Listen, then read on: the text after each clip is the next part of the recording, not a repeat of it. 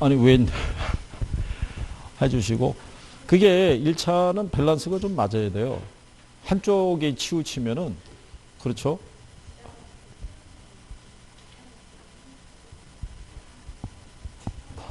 7월 달에 어떻게 하신다고요? 아, 그걸 이제 선택을. 아, 그런데 제가 말씀드리고 싶은 건 공부가 이게 하시려고 그러면 밸런스가 맞아야 돼요. 일주일에 예를 들어서 5번 학원을 나오다가 이틀 나오잖아요. 그러면 나머지 시간은 1차를 공부를 많이 할 것 같잖아요. 그게 잘 안 돼요. 일단은 그 시간에 학원에 나와서 그 감각을 계속 유지를 시켜줘야 돼요. 그리고 민법을 듣다 보면은 민법은 기본적으로 공시법하고 연결이 돼 있고, 예, 민법의 기초가 안 돼 있으면 공시법 이해하기 힘들다고요. 그러니까 어차피 배울 때 같이 들어서 듣기만 열심히 해주시고 1차에 그 주력을 해서 빨리 1차가 어느 정도 개선이 될 수 있도록 해주셔야 돼요. 예. 예. 아, 물론 그렇죠. 그게 모든 그 수험생들의 공통적인 이 부담감이죠. 왜냐하면 주부분들은 이 공부만 하는 게 아니라 뭐 집안에 어떤 이제 여러 가지 살림이나 뭐 이런 것도 같이 해야 되니까 절대적으로 시간이 부족하다고 생각하거든요. 근데 이제 그게 한 7월 달 이후부터는 바깥 양반의 외조가 좀 필요해요. 예, 그거를 조금 기대하기 힘들면 어떻게 하든 간에 시간을 만들어야 돼요. 어쩔 수 없이. 그러니까 새벽에라도 한다든가. 예. 아니 그러면 이게 이런 게 있다고요. 올해 안 되면 내년에 안 하시나요? 예? 예. 그럴 거 안 할 것 같죠? 근데 시간이 지나잖아요. 예. 그러면 어디선가 이게 또 스물스물 이게 또 생각이 나는 거예요. 이게 떨어질 때 확실하게 점수가 과락이 나와가지고 떨어졌다 그러면 깔끔하게 버릴 텐데 애매하게 떨어지는 거예요. 한 몇 개 모자라서. 그러면 가만히 생각해서 되짚어 보면은 작년에 공부할 때 야, 조금만 더 했으면 됐었을 텐데 이런 후회가 남으면서 그 다음에 또 주의해야 될 게 뭐냐면 그리고 그 다음에 늦게 나와요. 또 공부해봤다고 예, 한 5월 달 뭐 이래갖고 늦지막하게 나온다고요. 그러면 다 까먹었어요. 다시 해야 되잖아요. 그러면 또 쫓기는 건 똑같은 거예요. 똑같은 게 되풀이 되니까. 아, 그러니까 일단은 저를 째려보면 안 되고 제가 뭘 어떻게 지금 우리 아직 결과는 안 나온 거예요. 그죠? 이 안에서 뭔가를 해봐야 돼요. 그래서 제가 볼 때는 지금 조금 힘드시더라도 7월 달 정도 되면 이게 뭉쳐서 공부 좀 하셔야 돼요. 뭉쳐서 이렇게 남아서 공부를 좀 해야 된다고요.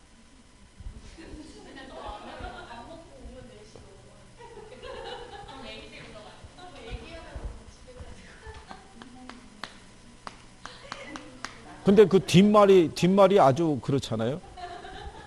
점심을 드시고 와서 이제 휴식을 취하신다는 얘기잖아요. 근데 이 휴식에 대화가 끼어들게 되면은 이 대화하다 보면 끝이란 얘기잖아요. 시간이.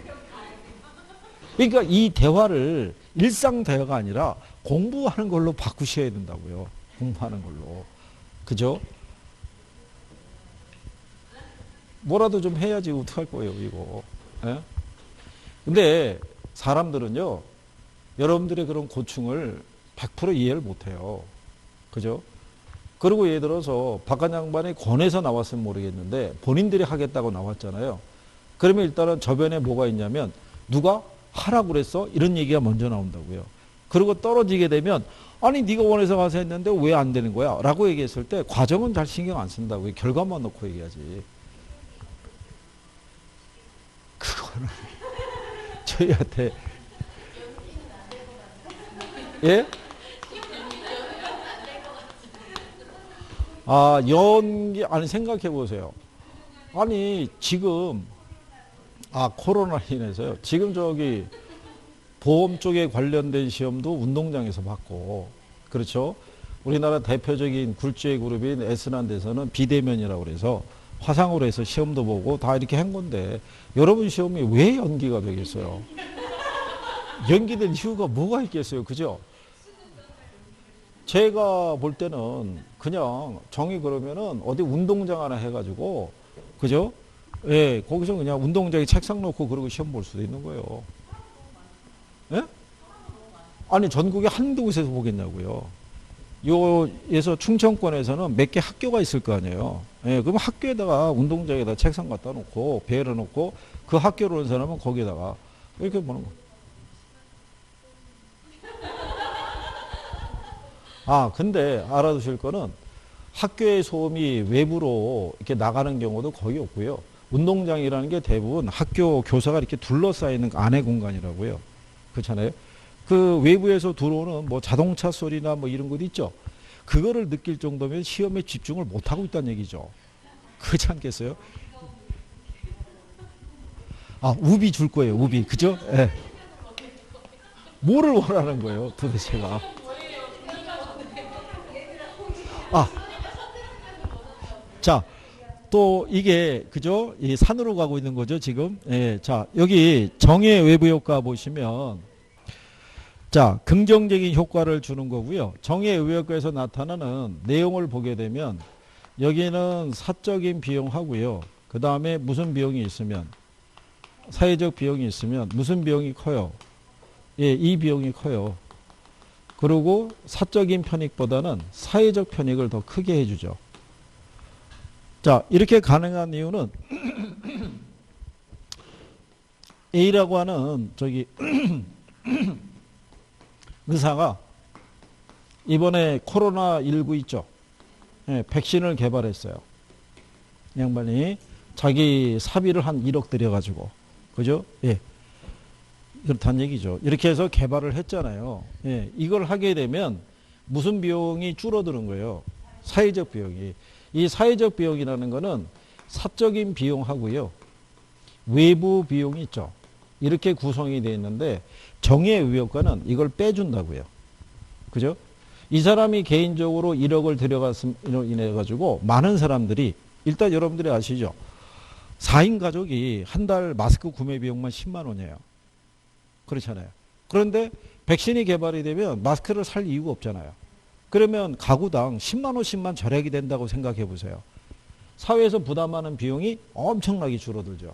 이런 긍정적인 효과를 줄 수 있는 게 정의예비 효과라고요. 무슨 말인지 이해하시겠나요? 근데 이런 경우는 시장에서 과소 생산의 문제가 따르죠. 그러니까 거기에 따른 무슨 소비? 예, 과소 소비죠. 그래서 이거를 유지시키기 위해서 정부나 기업에서는 각종 보조금이라든가 아니면 성과급 있죠. 그래서 한때 이제 무슨 문제가 있었냐면 일본에서도 나타난 문제인데 일본에 왜 제약회사나 뭐 이런 곳이 있죠. 거기서 어떤 이제 약품이나 뭐 이제 이런 의약품 이런 걸 개발을 했잖아요. 그러면 그게 상용화되게 되면 엄청난 수익이 발생하는 거예요. 근데 그거를 직원이라고 그래가지고 그냥 뭐 승진 정도 시켜주고 말아버리면 그 직원의 입장에서는 아무런 보상이 없잖아요. 그럼 누가 죽어라고 그걸 개발하겠어요. 그러니까 거기에 따른 뭐를 줘야 되는 거예요. 그렇죠. 보상이 이루어져야 돼요. 그래서 그 개발하는 의사에게 판매 수익의 1%를 주겠다 그러면 그것만 하더라도 천문학적인 비용이 될 거예요. 그죠? 네, 그러니까 지금 만약에 어느 나라든지 간에 코로나19의 백신을 개발해서 이걸 상용화 시키게 되면 그 수익이 어마어마할 거라고요. 그렇지 않겠어요? 우리나라 왜 이번에 그 코로나19 진단 키트 뭐 이런 거 있잖아요. 그거 지금 해외로 막 수출하고 있거든요. 전 세계에서 수요가 엄청난 거예요. 저게. 전 세계 인구를 한번 따져보시게 되면. 그렇잖아요. 그러니까, 근데 이런 경우가 항상 부족하다 이런 얘기죠. 그죠? 근데 이제 부동산 쪽에서는 정의 외부 효과에 관련된 게 아파트 주거 인근에 뭐가 조성이 되면요. 예, 공원이 조성이 되면은 뭐가 늘어나겠어요? 수요가. 그래서 수요 곡선이 어느 쪽으로? 우측으로. 그러면 이 아파트에 거주한 사람들은 이 공원이 조성이 됨에 따라서 의도하지 않은 혜택을 보게 되죠. 이 사람들이 공원 조성할 때 무슨 비용 부담이 이루어진 게 아니잖아요. 그죠? 그래서 그런 경우가 이제 정의예비 효과고요. 그 다음에 이제 부의 예비 효과가 있을 때 얘는 의도하지 않는 손해를 가져다 주면서도 거기에 대한 어떤 대가를 지불하지 않는 것을 우리가 부의 예비 효과라고 그랬고요. 얘는 사적인 비용이 있고 무슨 비용이 있으면 이 사회적 비용이 있으면 무슨 비용이 더 커요? 예, 요게 지문엔 여기까지 나왔어요. 부의 외효과는 사회적 비용을 유발시킨다고. 그렇죠? 그래서 얘는 사적인 편익하고요. 사회적 편익이 있으면 무슨 편익이 더 크냐면, 예, 그래서 얘가 정부의 규제가 있기 전에는 얘가 무슨 생산, 예, 과대 생산에 따른 과대 소비의 문제가 발생을 해요. 그래서 이거를 막기 위해서 정부는 규제를 해야 되죠. 조세를 부과하거나. 그 지난번에 그렇게 말씀드린 거죠. 만약에 여기 시멘트 공장이 있을 때, 시멘트 공장에서 시멘트를 생산할 때, 이 시멘트에 대한 판매 가격이 있죠. 이 가격은 생산비에 기초해서 가격이 책정이 될 거란 얘기죠. 그런데 얘네가 이거를 공장에서 시멘트를 생산할 때 각종 오염물질이나 이런 게 배출될 수 있죠. 그런데 정부의 규제가 없으면 얘네는 이 오염물질을 갖다가 줄일 수 있는 장치를 설치하지 않을 거란 얘기죠. 그럼 설치하지 않는 상태에서의 비용이 만약에 톤당 10,000원이 들어가면 얘네들은 여기에 기초해서 판매 가격을 10,000원에 책정할 거란 얘기죠. 그러면 적은 생산비를 들여서 많은 양이 생산이 될 수 있다는 얘기죠. 100만 톤이. 그러면 시장에서의 소비자들이 있죠. 소비자들도 얼마 주고 사고 있다고 생각하겠어요. 10,000원 주고. 근데 얘가 오염이 됨에 따라서 여러 가지 질환에 시달릴 수 있잖아요. 병원도 가야 되고 마스크도 써야 되고 그러면 그 비용 부담을 누가? 여기서 부담하는 거예요. 그럼 결국 누가 부담하냐면 생산에 참여하지 않는 사람들이 부담하는 거예요. 그러니까 이렇게 되는 거죠. 그래서 여기는 사회적 비용이 사적인 비용하고 무슨 비용? 외부 비용으로 이렇게 돼 있다 그러면 부의 효과는 이게 플러스가 되는 거예요. 그러면 얘를 정화시키는 비용이 있죠. 네, 정화시키는데 톤당 10,000원 들어간대요. 얘를. 그러면 결국은 소비자들은 10,000원을 주고 사는 것 같지만 실질적으로는 20,000원 주고 사는 거랑 똑같은 거예요. 무슨 말인지 아시겠나요? 그러면 여기서 생산을 계속 이어지게 되면 사회에서는 계속 그 비용 부담을 떠나야 되는 거예요. 그러니까 결국은 누가 개입할 수밖에 없어요. 정부가. 정부가 개입해서 규제하는 거죠. 야, 설치해라. 방지할 수 있는. 그러면 얘네가 생산비가 추가로 늘어나잖아요.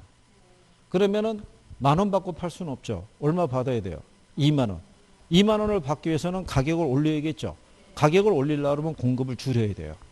그래서 부의 외부 효과에 대한 규제가 이루어지면 공급이 감소하는 거예요. 그러면서 이제 이렇게 되는 거죠. 여기 이렇게 공급 곡선이 있으면 이건 사적 비용만 반영이 된 거예요. 그래서 얼마에? 10,000원에 100만 톤을 생산하고 있는 거예요. 그러니까 이건 시장에서 봤을 때 무슨 생산? 과대 생산의 상태에서 정부가 규제하죠. 예, 규제해서 그 오염물질을 제거하는 시설을 설치하게 되면 생산비가 증가하잖아요. 그러니까 가격을 올리기 위해서는 양을 어떻게 해야 돼요? 줄일 수밖에 없죠. 이게 사회적으로 봤을 때 최적 생산인 거예요. 그러면 가격이 20,000원으로 올라가죠. 그러면 이제 이 외부 비용이 내부화됐다 그러는 거예요. 시장 가격에 반영이 되니까. 무슨 말인지 아시겠나요? 그래서 정부의 규제가 없을 때는 항상 얘는 무슨 생산에 문제가 있어요? 과대 생산. 그래서 부의 외부 효과를 유발하는 시멘트 공장에 대한 규제가 강화되면 시멘트의 공급이 감소할 것이다. 그러면 맞는 표현이에요. 무슨 말인지 아시겠죠? 네, 그 내용이라고 보시면 되겠죠. 예, 그래서 이제 이런 외부 효과에 대한 해결책이 있죠. 예, 그래서 정부가 시장에 개입해서 공해방지법 같은 이제 법적인 규제 있죠. 뭐 이런 것도 할 수 있다라고 보시면 되겠고, 또는 합병이라는 것도 있을 수 있다고 그랬어요. 그죠? 예, 그래서 뭐 그런 내용 정도 정리하시면 되겠고. 그래서 제가 볼 때는 얘네도 그 단독으로 이제 내기보다는 문제점 해결책 다 냈어요. 그래서 공공재 정도하고 아마 묶어서 나올 수도 있다. 지금 제가 이렇게 얘기하는 거는 나중에 여러분들이 모의고사를 보거나 할 때 다 문제로 만나는 거예요.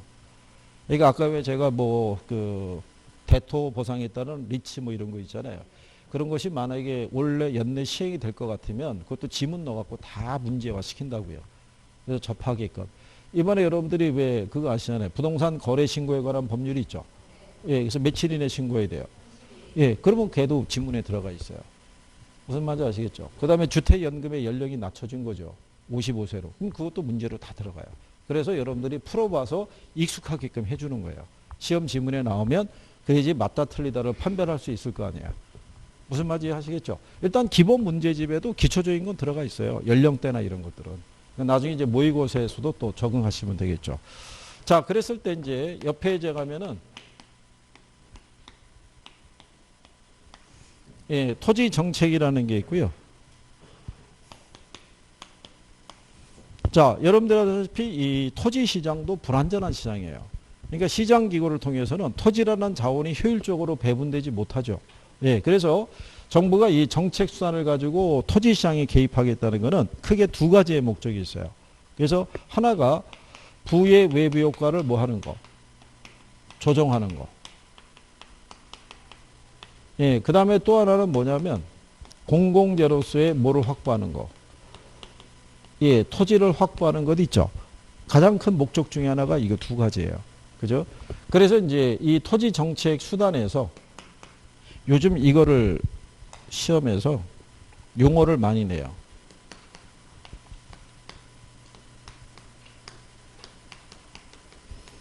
그래서 토지 정책 수단의 가장 대표적인 게 얘예요. 지역지구제. 그렇죠? 그러면 이 지역지구제를 우리가 시행을 할 때 요 지역하고 지구는 중첩해서 지정할 수 있어요, 없어요?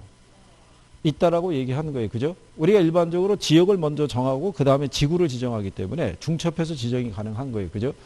그래서 요 지역지구제를 시행하는 목적의 가장 대표적인 게 뭐를? 부의 외부 효과 있죠? 얘를 제거 또는 뭐 하기 위해서, 감소하기 위해서. 그 다음에 토지 이용에 따른 효율성을 제고하기 위해서 얘를 시행한다는 얘기죠. 그래서 이 지역지구제 시행에 따른 이제 경제적인 효과를 조금 아까 여기다 그래프 그려서 설명한 거죠. 여기 보면은 아까 이제 이렇게 얘기했었죠.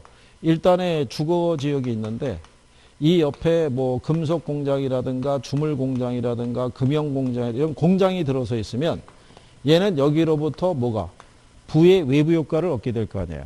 그죠? 그러면 이거를 해결할 수 있는 방법이 정부가 뭐를 시행해서 지역지구제를 시행해서 주거 주변에는 이러한 주거의 기능을 떨어뜨릴 수 있는 시설이 들어서지 못하게끔 지정을 하게 되면 얘네 입장에서는 부의 외부 효과에 대한 문제로부터 벗어날 수 있죠.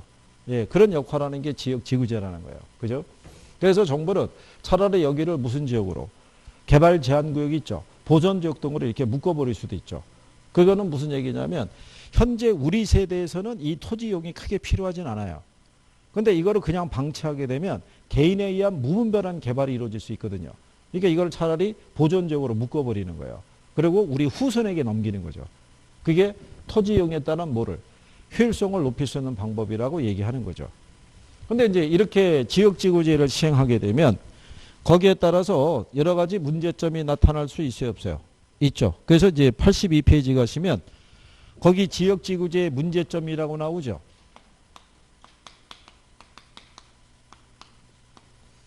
예, 지역지구제 시행에서 문제점 중에 제일 처음에 나오는 게 독점의 문제예요. 독점의 문제는 사전적 독점이라는 게 있고요. 그 다음에 무슨 문제가 있냐면 사후적 독점의 문제가 있는데 부동산학에서 문제가 되는 건 얘예요. 사전적 독점은 이걸 얻을 수 있어요. 얘는 정상유인밖에 못 얻기 때문에 얘는 큰 문제가 안 돼요. 그 얘기는 무슨 얘기냐면 아까 우리가 그림 그려드릴 때 여기 주거지역이 이게 평방미터당 600만 원이었어요. 규제 전에. 근데 정부가 요 지역지구제를 시행해서 얘네들을 다 이전시킨다는 거죠. 그 정보를 사전에 입수한 사람은 요 금액에 사겠죠. 그리고 이게 지정이 되면 가치가 800으로 올라갈 거 아니에요. 그러면 초과인을 얻을 수 있죠. 근데 이미 발표가 되고 난 다음에 들어온 사람은 이 가격 이상을 주지 않고는 못 들어가죠. 그러니까 사후적인 독점은 문제가 안 되는 거예요. 무슨 독점이? 사전적인 독점이. 요거는 뭐 생각하시면 되냐면 효율적 시장이론 배우셨죠. 부동산이 중강성이잖아요. 그러니까 현재 알려진 거 가지고는 초과인을 얻을 수가 없어요. 미래 정보를 입수하면 초과인을 얻을 수 있다는 거예요. 무슨 말인지 하시겠나요? 네, 그런 거죠. 그 다음에 이제 거기 나온 것처럼 우리나라 지역지구제의 문제점을 보면은 도시형 토지 공급 억제 및 토지의 불법 개발과 이용을 조장한다고 그러죠. 그러니까 아까 얘기한 것처럼 왜 상수원 보호구역 이런 식으로 해서 규제를 너무 강화시키다 보면은 거꾸로 불법적인 건축물이나 시설 같은 것들이 들어설 수도 있죠.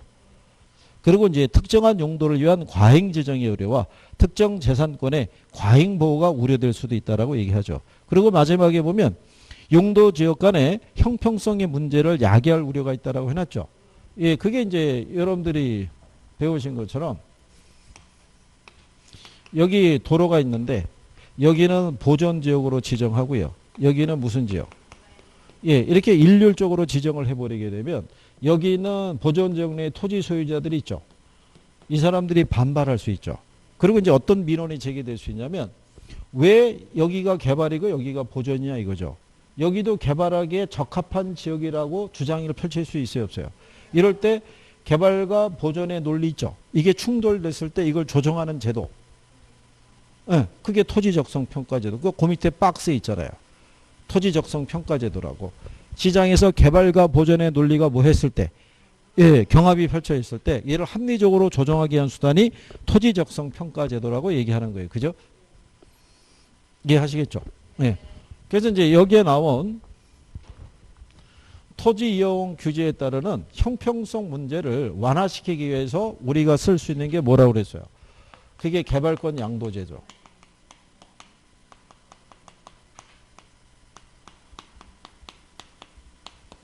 그러니까 얘는 토지 이용 규제에 따르는 형평성 문제를 완화시키기 위해서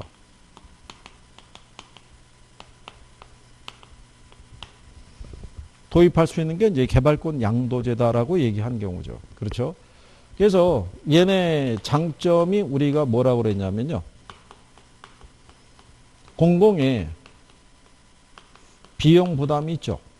예, 이거를 최소화하고 이 시장 기구를 통해서 문제를 해결하고자 하는 것이 이게 이제 개발권 양도제의 가장 큰 취지라고 보시면 되겠고, 그죠? 단점은 뭐가 단점이 된다 그랬어요? 요게 규제 상한선이 있죠. 상한선 이상의 개발이 허용이 됨으로써 과밀 개발 등의 문제가 발생할 수 있어요.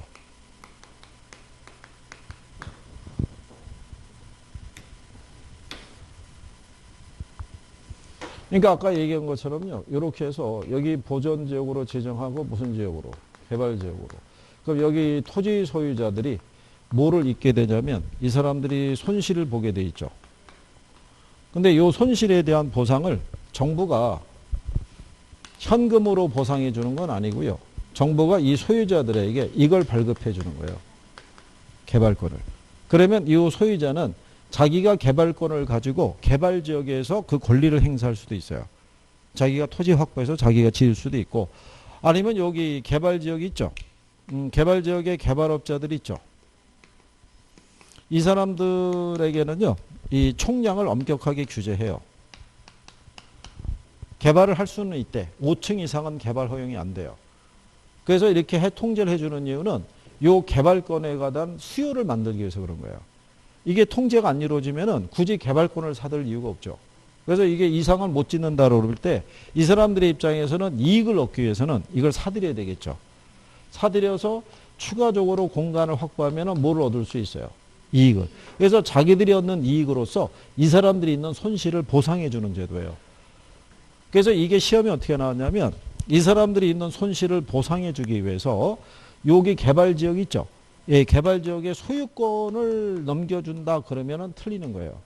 예, 소유권을 주는 게 아니라 뭐를 발급을 해줘서 개발권을 통해 가지고 손실을 보상하게 하는 제도가 이게 개발권 양도제고요. 현재 우리나라에는 도입이 안 돼 있다는 거. 예, 그거 두 가지를 기준으로 해서 여러분들에게 물어본 거예요. 무슨 말인지 이해하시겠죠? 예, 그런 내용이에요. 그래서 이게 아까 우리가 토지 정책의 목표 중에 하나가 이거잖아요. 부의 외부효과를 우리가 조정하기 위해서 지역지구제 시행할 수 있죠.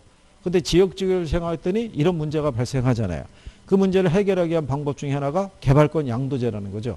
그래서 거기까지 연결하시고 그 다음에 두 번째 목적이 뭐냐면 공공재로서 뭐를 확보하는 거예요. 토지를. 예, 그래서 이제 쓸 수 있는 게 우리 교재에는 토지은행제도라고 해놨죠. 예, 거기 보시면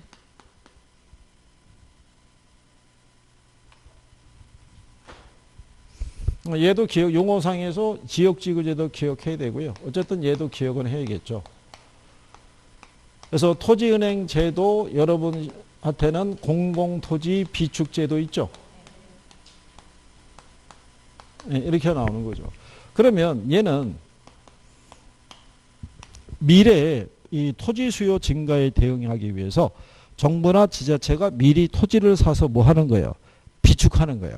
비축했다가 나중에 토지 수요의 증가에 대응해서 수요자에게 분양하는 제도를 우리는 뭐라고 그러냐면 토지은행 제도라고 얘기를 하는 거예요. 그죠? 그럴 때 요 토지은행 제도의 목적이 있죠. 그래서 뒷페이지에 보시면 공공용지를 사전에 확보할 수 있다라고 해놨죠. 예, 요것 때문에 이제 뭐가 가능하냐면요. 토지 수용에 따른 보상비 문제를 완화할 수도 있는 거예요. 그렇죠? 나중에 이제 정부가 공공사업을 진행하려고 그러면 토지가 필요하잖아요. 그러면 수용을 하게 되면 당연히 뭐를 해줘야 돼요? 보상을 해줘야 되는데 미리 사서 비축을 하고 있으면 이렇게 토지 수용에 따른 고비용 문제 있죠. 예, 이거를 완화시킬 수 있다는 장점이 있죠. 그리고 이 토지를 사서 비축하는 사람이 공적인 주체죠. 그러니까는 토지에 대한 계획적인 개발 있죠. 예, 이런 것들이 가능하죠. 그리고 개발 이익도 원천적으로 환수가 되죠. 예, 그런 것들이 이제 목적이라고 보시면 되겠고요. 그래서 얘가 장점이라는 거는 공공에 의한 개발이기 때문에 무질서한 개발은 막을 수 있다는 거. 원천적으로. 그다음에 단점은 뭐가 되겠어요? 비용 문제가 따르죠. 사서 우리가 비축해야 되니까. 그죠? 그런데 여기서 이제 또 하나 알아두셔야 될 게 뭐냐면 거기 이제 우리나라의 토지은행 제도라고 있잖아요. 예. 그래서 이제 현재 누가 관리하고 있냐면 토지주택공사에서 별도의 토지은행 계정을 만들어서 얘가 관리하고 있고요. 국토교통부 장관은 10년을 단위로 장기 토지 비축 계획이 있죠. 예, 그거로 수립을 하도록 돼 있어요. 그죠? 자, 그런데 여기서의 이 토지를 우리가 사서 비축할 때 있죠. 예, 그때는 이 방법을 쓰는 거죠. 뭐를? 강제 수용이 아닌 거예요. 예, 그래서 여기서 할 때는 이게 협의 매수예요. 그죠? 여기 일단은 이 토지가 있잖아요. 근데 이게 갑소유의 토지예요. 근데 만약에 정부나 지자체가 공공사업에서 이 땅이 필요하잖아요. 근데 이 땅을 우리가 사들이기 위해서는 이 사람의 양도 의사표시가 전제가 돼야 돼요. 팔겠다는. 근데 이 사람이 파는 거 거부하잖아요. 그러면 정부는 이걸 강제로 수용할 수는 없고 토지 선매자를 지정하는 거예요. 그러니까 LH공사 이렇게 지정하는 거죠. 지정을 했다가 얘가 만약에 개인 간의 거래를 하려고 할 때 우선해서 얘가 협상을 통해 이 토지를 사들일 수 있는 거예요. 그러니까 강제 수용한다면 틀리다는 얘기죠. 거기까지 시험에 나온 거예요. 그래서 이 토지 선매는 무슨 매수? 협의 매수예요. 협의 매수.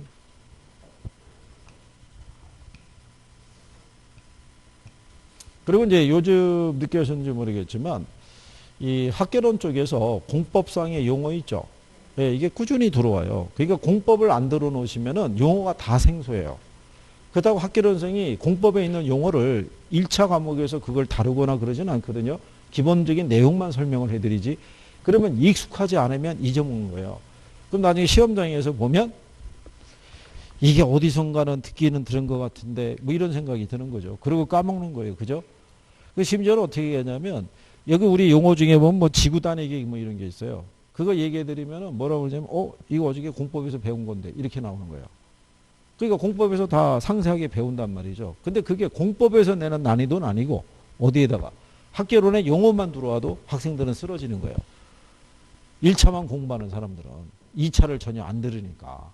그렇죠? 그러니까 밸런스를 위해서라도 그거는 조금 해주셔야 돼요. 그죠? 자, 그 다음에 이제 그 밑에 가면 환지하고 수용 방식 있죠? 환지도 여러분들이 어디서 배우시냐면 도시개발법에서 배우시잖아요. 토지구역 정리사업이라고. 그렇죠? 예. 그래서 그 다음에 이제 수용 방식이 무슨 개발이냐면 공영개발 방식이죠. 예, 이 중에는 공영개발이 토지를 수용하는 과정에서 수용자하고 피수용자 사이에 보상 문제로 갈등이 발생할 수 있어요, 없어요? 있겠죠. 둘 중에 어느 게 비용 부담이 커요? 수용 방식, 토지를 수용하면서 보상을 해줘야 되니까. 무슨 말인지 이해하시겠나요? 예, 그리고 환지 방식에서는 제목이 환지예요. 토지를 뭐 한다고 그랬어요? 바꿔주는 거예요. 그러니까 권리 침해 정도는 환지 방식이 더 적은 거예요. 그렇잖아요. 수용 방식은 강제로 수용하는 논리에 바탕을 두고 있으니까. 그래서 이제 그런 내용 정도 확인하시면 돼 있고. 한때 환지가 2번 연속으로 답으로 나왔던 적이 있어요. 2번 연속. 그래서 이제 그 정도 여러분들이 보시면 되겠고요. 그 다음에 이제 뒤로 넘어가면 공공임대보유 공공투자사업. 요건 이제 용어 정도로만 쓸 수 있는 거고요. 옆에 가면 토지공개념제도 있죠. 이 토지공개념에 대한 것도 우리가 지난번에 설명했지만 토지 국유화하고는 성격이 다르다고 그랬어요.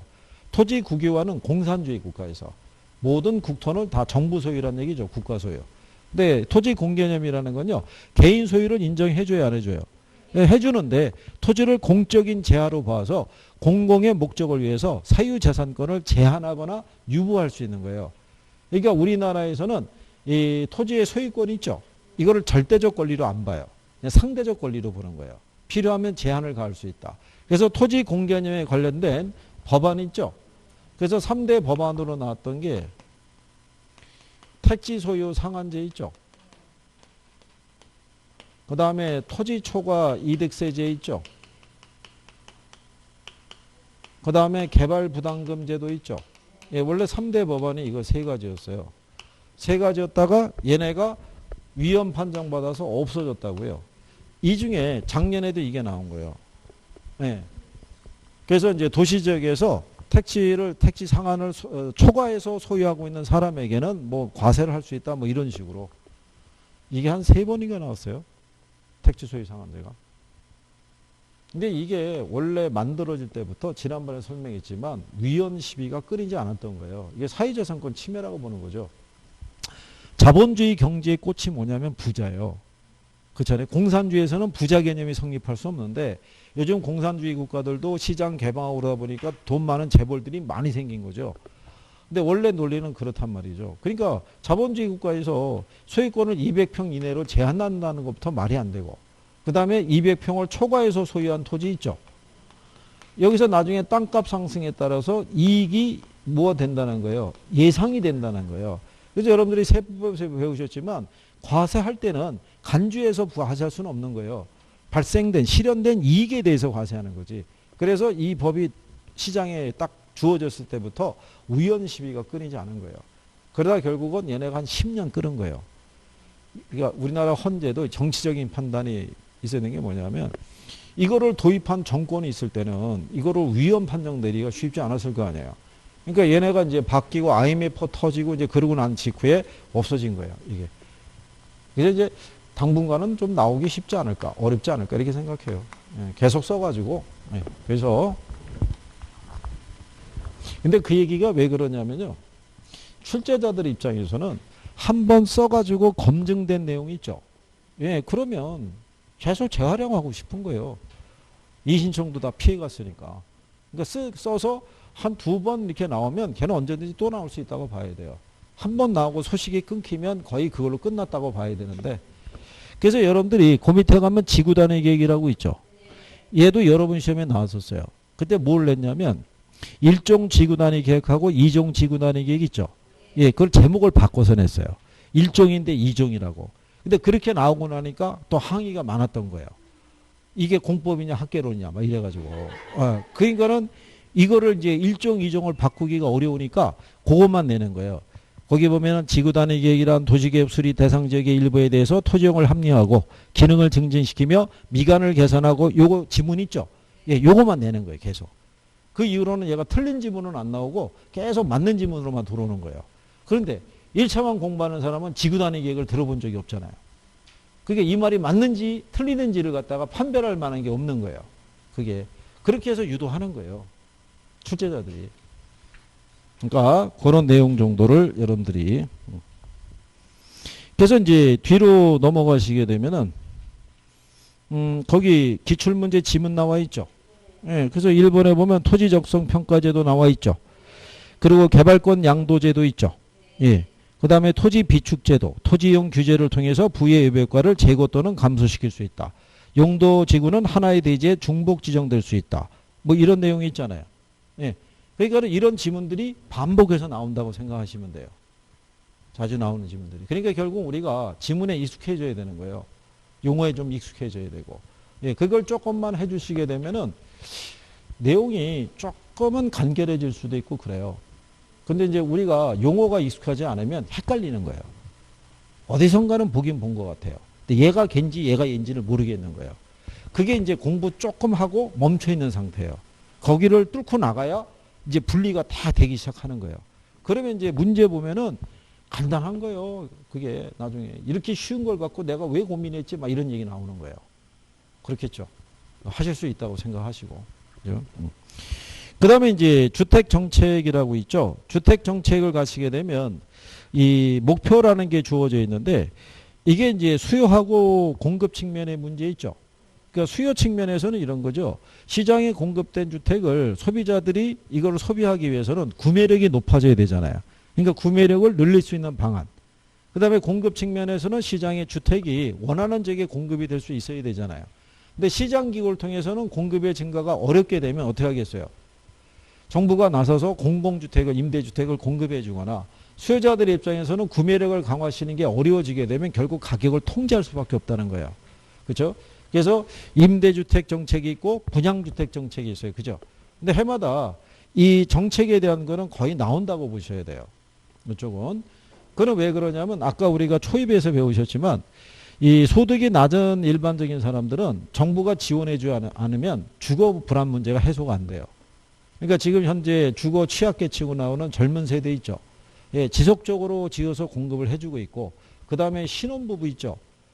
그러니까 이게 신혼의 기준이 막 이제 달라지더라고요. 예, 예전에 뭐 7년, 뭐 5년 막 이렇게 줬다가 6살 이하의 어린아이가 있으면 그것도 신혼. 그러니까 언제 결혼했냐를 따지지 않는 거예요. 예, 그래서 몇 년이라는 건 관계가 없고 아이가 6살, 만 6살 미만이면 신혼이다 뭐 이렇게 하는 거예요. 그죠? 그래요. 자, 신혼의 기분을 만끽하시면서 잠깐 쉬었다가 하죠, 그럼. 네.